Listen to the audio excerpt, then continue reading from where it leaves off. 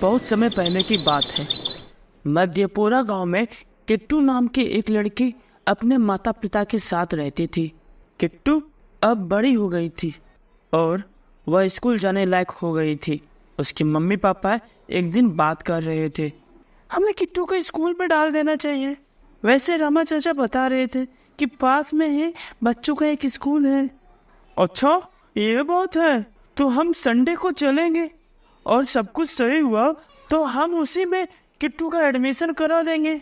और अगले दिन किट्टू के माता पिता उसे लेकर स्कूल चले जाते हैं। स्कूल काफी सुंदर था।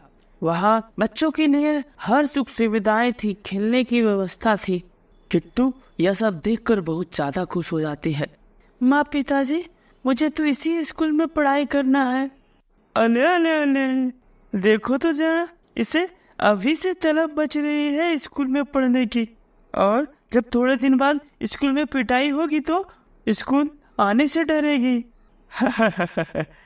बिल्कुल ठीक कहा भाग्यवान, ये तो सही है।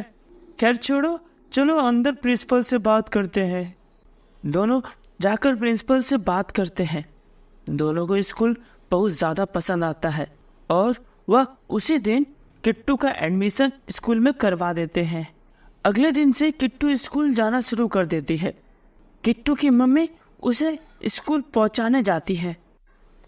स्कूल पहुंचते ही स्कूल के गेट पर एक टीचर खड़ी होती है। हेलो, मेरा नाम रोहिणी है। कोई भी गार्जियन स्कूल में नहीं आ सकता, बस बच्चे आ सकते हैं। किट्टू को आप छोड़ जाइए, मैं इसे क्लास में ले जाऊंगी। ओह, अच्छा ये बात है, तो आप इसे ले जाइए।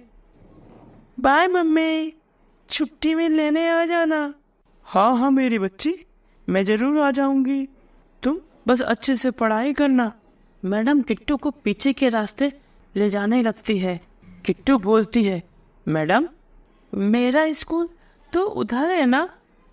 हाँ हाँ बेटा, लेकिन आपकी क्लास का रास्ता इधर से है। टीचर किट्टू को लेकर क्लास में जाती है, जहाँ बहुत सारे बच्चे पहले से पढ़ रहे होते हैं। सभी बच्चे किट्टू की तरफ देख रहे होते हैं। चलो किट्टू, तुम जाकर अपने सीट पर बैठ जाओ। ठीक है मैडम। किट्टू अपने सीट पर जाकर बैठ जाती है। उसके बाद मैडम पढ़ाना शुरू करती है। रोहित, चलो ये सवाल जल्दी से ब्लैक बोर्ड पर सॉल्व करके दिखाओ। मैम, ये तो बहुत ज़्यादा मुश्किल है, मैं कैसे करूँगा? मुझे तो टेबल भी याद नहीं है। तू मुझसे जब लड़ाएगा, तेरी इतनी हिम्मत? और टीचर गुस्से से लाल हो जाती है और देखते ही देखते वह चुड़ैल बन जाती है और राहुल को सबके सामने खड़ा कर देती है। किट्टू की हालत उस चुड़ैल को देखकर काफी ज्यादा खराब हो जाती है। वह रोने लगती है। वह मन ही मन बहुत ज्यादा घबराई हुई होती है, लेकिन टीचर को राहुल पर कोई तरस नहीं आता। राहुल, तू जल्दी से अभी इस सवाल को बना, नहीं तो तुझे पता है ना मैं बच्चों के साथ क्या करती हूँ। सॉरी मैडम, मैं कल पक्का पढ़ के आऊँगा। आप मुझे पनिशमेंट नहीं देना। ऐसा कैसे हो सकता है मेरा प्यारा बच्चा? सजा तो तुझे जरूर मिलेगी, क्योंकि मैं किसी को माफ नहीं करती। और चुड़ैल टीचर रोहित को पूरी तरीके से पीटती है।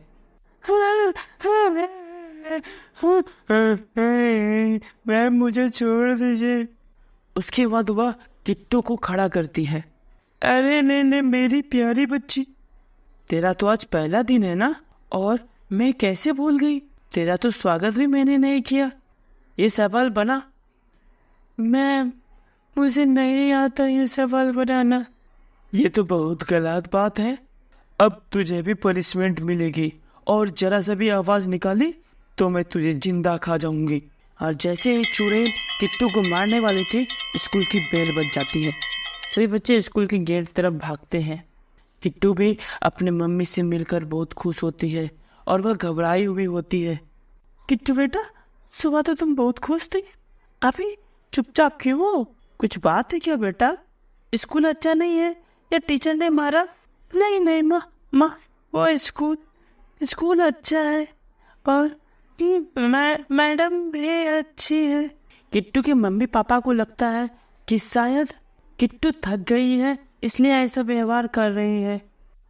अगली सुबह फिर स्कूल जाने समय किट्टू बहाना बनाने लगती है।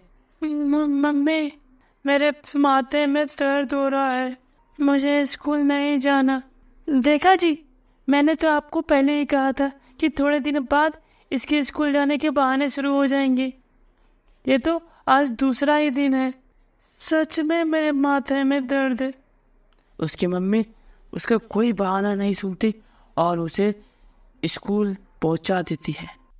उसके बाद टीचर उसे क्लास में ले जाती है और फिर से बच्चों पर अत्याचार करना शुरू कर देती है और बच्चे कभी डर की वजह से घर पर नहीं बता पाते थे और किट्टू भी डर की वजह से अपने घर में नहीं बताती थी। ऐसे ही बहुत दिन चलता है। वही किट्टू के मम्मी पापा को अब शक होने लगता है कि क्या बात है, हमारी बेटी इतनी चुपचाप तो नहीं रहती थी। और एक दिन वह स्कूल अचानक पहुंच जाती है। मैडम, आप मेरे बेटे किट्टू को भेज दीजिए आज, क्योंकि हमें कहीं निकलना है। कौन किट्टू? मैं तो किसी किट्टू को नहीं जानती। मैडम, कुछ दिन पहले ही एडमिशन हुआ है, नर्सरी क्लास में है। अच्छा, मैं पूछ के बताती हूँ, वैसे मुझे सब पता होता है। हेलो, हाँ, नर्सरी क्लास में किट्टू है क्या? मैंने आपको पहले बताया ना, हमारे स्कूल में किट्टू नाम की कोई लड़की नहीं है। वो आ जाती है और वही जोर जोर से हल्ला करने लगती है। तभी स्कूल की प्रिंसिपल आ जाती है।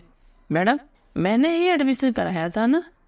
हाँ, लेकिन आप तो अगले दिन से आने ही नहीं लगे। फिर मुझे लगा आपने अपना मन बदल लिया है। क्या बोल रही है मैडम? मैं रोज उसे पहुंचाने आती हूँ और लेने भी जाती हूँ। दोनों छुट्टी तक इंतजार करती है तो देखती है किट्टू पीछे वाली गली से आ रही है। प्रिंसिपल मैडम किट्टू से सारी बात पूछती है। किट्टू सारी बात बताती है। प्रिंसिपल मैडम समझ जाती है कि आखिर बात क्या है। मैं सब समझ गई हूँ, आपकी बेटी के साथ क्या हुआ है। दरअसल बहुत दिन पहले एक मैडम थी जो बच्चे पर बहुत अत्याचार करती थी। हमने उसे स्कूल से निकालना चाहा, लेकिन वो नहीं निकली, बहुत हट करने लगी। बहुत कोशिश करने के बाद भी जब वह नहीं रह पाई स्कूल में, तो उन्होंने सही बच्चे को जहर दे दिया और खुद भी जहर खा के स्कूल में ही मर गई।